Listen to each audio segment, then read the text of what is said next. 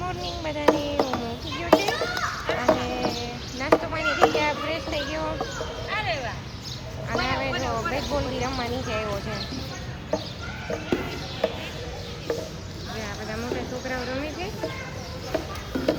અને ભાઈ નાના બોલથી રમે છે, નાના બેટ બોલ છે. ઓમો ક્યાં ગયો? હાલો નાખો.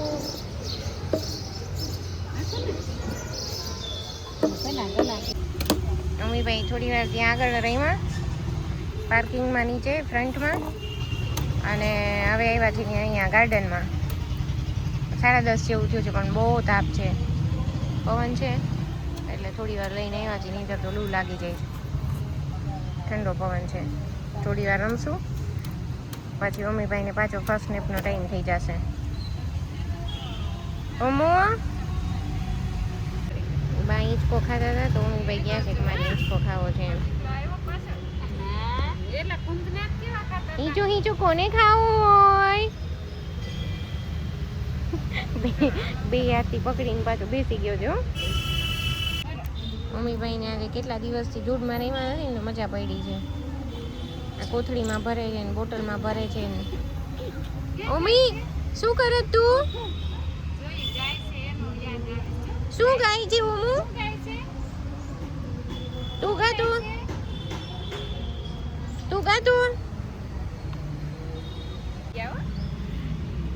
મમ્મી ભાઈ પાછા અહીંયાથી આ બધું મૂકી પડતું અને હવે પાછા ત્યાં ગયા છે હિંચકામાં. ઊભો રહેજે.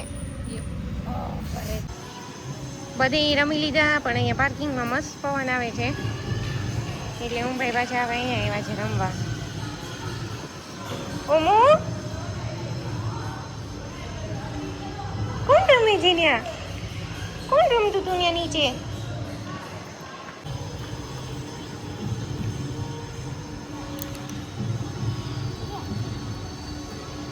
બીજું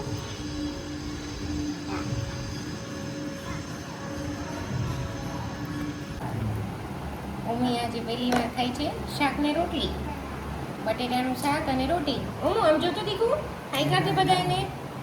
હાય, શાક રોટી ખાજો તું? અરે વાહ. મમ્મી ક્યારનું પૂછવાનું છે આમાં. રીંગ પહેરાવે છે ને કાઢે છે ને પહેરાવે છે ને. નો નીકળી દીકું. હાલો નાખો ફરી વાર.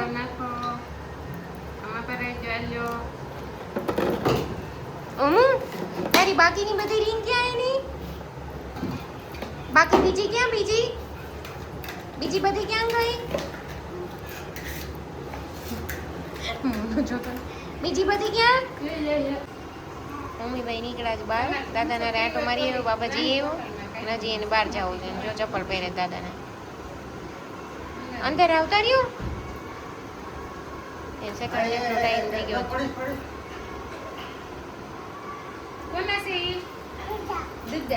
હા અહીંયા આવતું રે હું.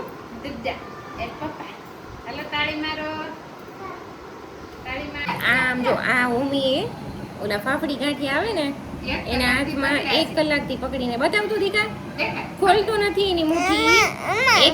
1 કલાક થઈ, 1 કલાકથી એને પકડીને 2 કલાક થઈ એને પકડી નાખ્યા છે અને મૂકતો એ નથી.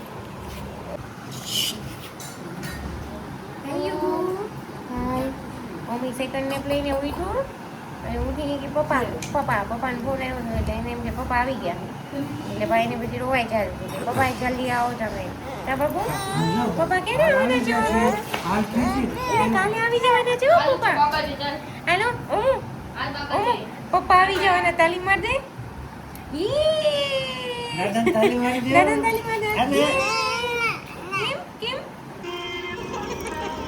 અમે લોકો આવ્યા હતા નીચે અમને આટો મરાવવા.